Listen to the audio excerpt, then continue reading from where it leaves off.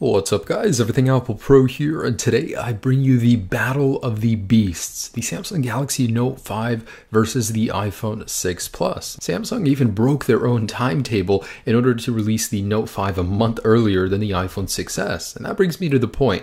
iPhone 6 Plus is not a true competitor to the Note 5, that would be the iPhone 6s, but I still wanted to make this video to see how these phones stack up at this point in time. So I'm going to be comparing the features, the specifications, the unique things, basically the usability. I want you guys to get the best possible idea about which device is better suited for you and why. Samsung's Galaxy Note lineup is basically evidence of their arrogance. Steve Jobs always used to say nobody wanted a larger display. Why would you want a display that you couldn't touch all areas of the screen with one finger? Clearly he was wrong and Samsung was in the right. As a result, we now have the Note lineup, this massive phablet. This thing is so packed with powerful specs, it just defies logic, but it works. People love them, and I want to see how it stacks up to the current phablet that Apple started copying Note with, the iPhone 6 Plus. Then let's start with design. The Galaxy Note 5 features a completely new redesign. It's become iPhoneified. No more removable battery, no more SD card that you can take out. This thing is completely sealed off from your touch. And that's not to say it doesn't work. It's a beautiful design, very similar to the S6 Edge. It's like a reverse S6 Edge. The rear shell is actually curved on both edges, so it fits in the palm of your hand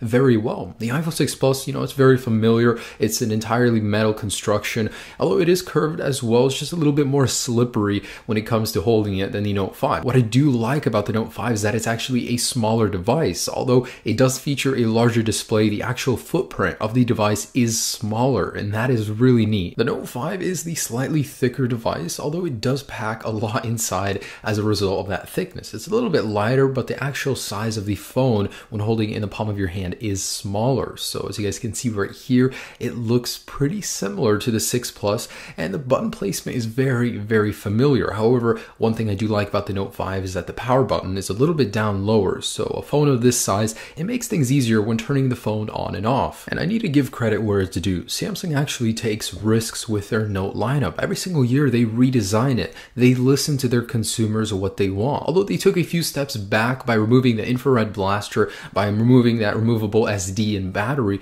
this thing looks gorgeous, and Apple plays it safe, and I don't blame them, but they do keep the same design for 2 generations, whereas Samsung always switches it up every single generation. So comfort-wise, the Note 5 is certainly the more comfortable device. It's easier to use with one hand as well. Now when it comes to displays and outdoor usage, the OLED display on the Note 5 is slightly better, slightly more visible, but both are pretty much useless in direct sunlight. So let's talk displays. It's the most important aspect of any phone, is what you interact with, and the Galaxy Note 5 has a stunning one. Although it's not any different from the Note 4, it does have that 2560 by 1440p resolution with an incredibly sharp pixels per inch ratio. It's also an OLED display, which makes it super efficient, very dark colors. As these pictures and videos do show you, the darker colors are more evident since the Galaxy Note 5 doesn't have a backlight. Of course, there are pros and cons for both of these technologies. However, the OLED is the better display. Apple even started using them on the Apple Watch, but they refused to put them on the iPhone lineup. I don't really know why. However, the iPhone 6 Plus LCD will last longer. After 5 years, an OLED display's pixels usually start going out, but that's usually not a problem for anyone because they don't keep their phones for that long. So what's powering these monsters? Let's talk processing power. Samsung really stepped the game up. This thing is in a far different league than the iPhone 6 Plus. It's got an octa-core processor, which technically isn't always using all 8 cores. It's only when you really need it. It's got 4 gigabytes of the newest DDR4 RAM, super efficient, and a Mali T760 GPU. The iPhone 6 Plus, again, I remind you, isn't technically competing with the Note 5. It's the 6S that will be on the same level. However, the numbers are very poor in comparison to the Note 5. Although the iPhone lineup always surprises me when it comes to raw performance instead of numbers. Apple does a very good job with optimization with the specs that they do have in their phones. So actually putting these guys to the test, I ran a Geekbench and the numbers did surprise me. Although the iPhone 6 Plus, of course, is only dual core, it's only those 1 or 2 cores that you're going to be using for everyday tasks, and the single core score numbers were higher on the iPhone 6 Plus, and that will make a considerable difference. It's only when you're doing something intense, video processing, really intense gaming, that you're going to need multi-cores and all of that RAM. So the iPhone 6 Plus, just day-to-day light usage,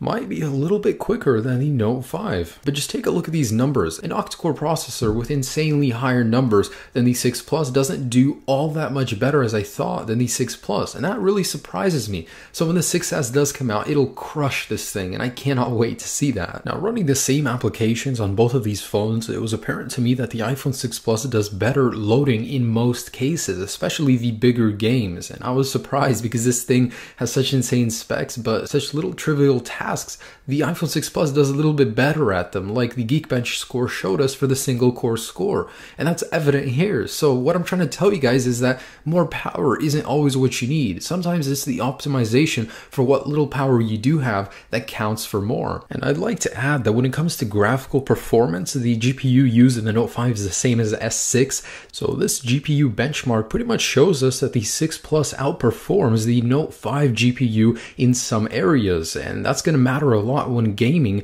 And overall, it's just interesting because the 6 Plus is a lot older but does better in gaming. So that brings me to networks. The Note 5 is using the latest Bluetooth 4.2 technology. The iPhone 6 Plus is behind by 2 generations using 4.0. Both of these do support the latest 802.11 AC Wi-Fi standard, and the Note 5 actually has a future-proofed LTE chip, which I thought was interesting. So they put in a Cat9 specification LTE chip that'll allow for over 600 megabits download speed, while the iPhone 6 Plus can only support 150 at the moment. Now, doing a Wi-Fi speed test, the Note 5 did outperform the 6 Plus, so using the phone at home on Wi-Fi, you'll have a better experience with the Note 5. When it comes to cameras, there is a huge divide between them. In fact, the Note 5 is double the megapixel count as the iPhone 6 Plus. Although both do perform great when it comes to video, there's a definite advantage to having more megapixels. Although not always does it make the image quality that much better. The iPhone 6 Plus is a fantastic camera at night, and unique to the iPhone 6 Plus is that true tone flash. So it allows you to get the perfect shade of flash every single time when taking pictures at night. Now, the Note 5 can do 4K video, and both do have slow motion. So both of these videos were shot in 1080p, although I gotta give it to the Galaxy Note 5. The colors are so vibrant.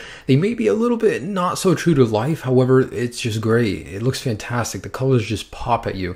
And what I like about the Note 5 is that it has a very wide angle sensor, so you can capture more without having to move your phone backwards further. The iPhone 6 Plus does a good job, but I'm waiting to see what the 6S will have to offer. The colors look a little bit gray actually. Both have fantastic autofocus, so no complaints there. Now, when it comes to front-facing cameras, the Note 5 is miles ahead. Apple's got a lot of catching up to do. It's a 5 megapixel sensor on the Note 5 with a better aperture, and it's a wide angle, so you can capture so much more inside of the camera. Obviously, it's going to be better quality as a result. So of course, batteries are extremely important. Both are non-removable. However, the iPhone 6 Plus outperforms the Note 5 even though it has a smaller battery. I guess the less power-intensive internals are to thank for that. The Note 5, however, has better features when it comes to battery. You can charge the battery from empty to full in just 2 hours. That's amazing. Also, you can trigger remote power saving, so if you lose your phone, you can keep it alive for longer. So of course, both devices do have fingerprint sensors. It's just a tap to hold, no need for a swipe on the Galaxy, and this is the first time the Note series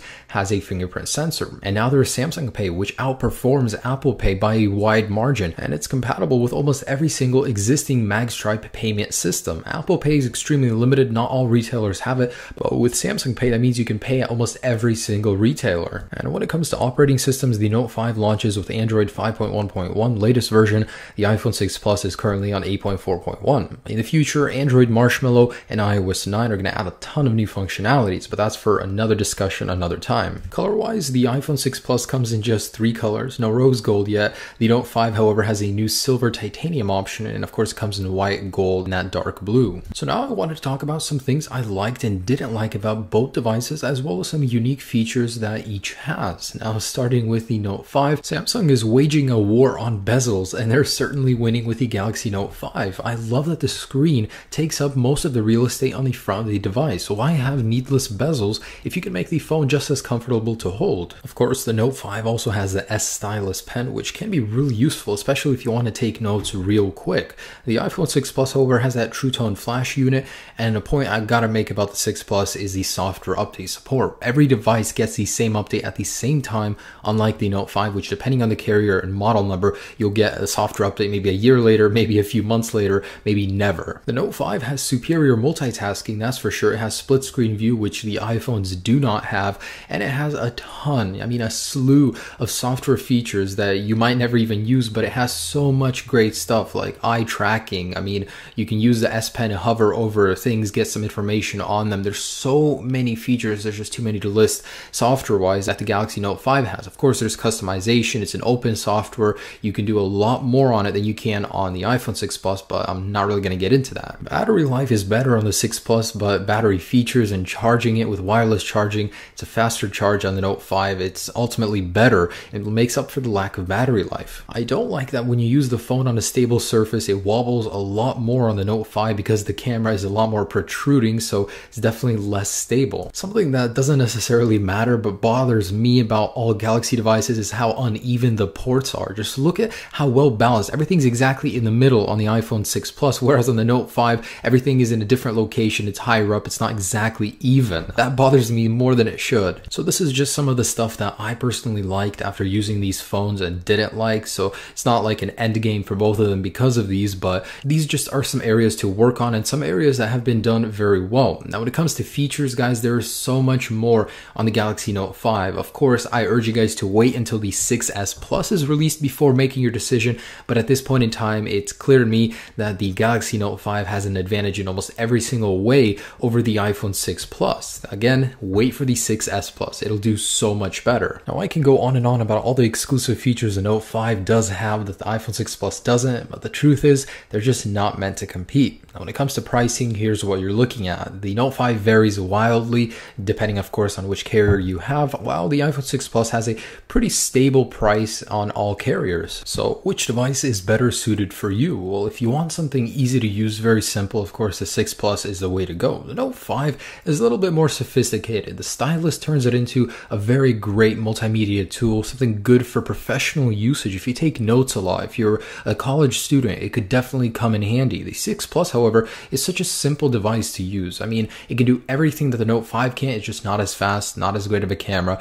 It's just not there yet spec-wise, but the 6S Plus will be. So like I said, have patience. Wait until the 6S Plus comes out. Let's see what it can do compared to the Note 5, but at this point in time, the Note 5 is clearly the superior device. The Note 5 is pretty much for those who care about the cutting-edge technology, all the latest features, the best specs. They're both definitely great devices, but the Note 5 just outperforms the iPhone 6 Plus, but not by as wide of a margin as I would have thought. The 6 Plus does keep up very well. So guys, there you have it. That's the Galaxy Note 5 compared to the iPhone 6 Plus. Hopefully, I gave you guys a pretty decent idea of how these phones compare and which one is better suited for you. I do appreciate you guys liking this video. Subscribe for more great videos if you haven't already, and be sure to check out the durability drop tests. I'm very impressed by what Samsung has done. Hope you made the right choice and wait for the 6S Plus. It will be worth it. Have a great day, guys. Peace.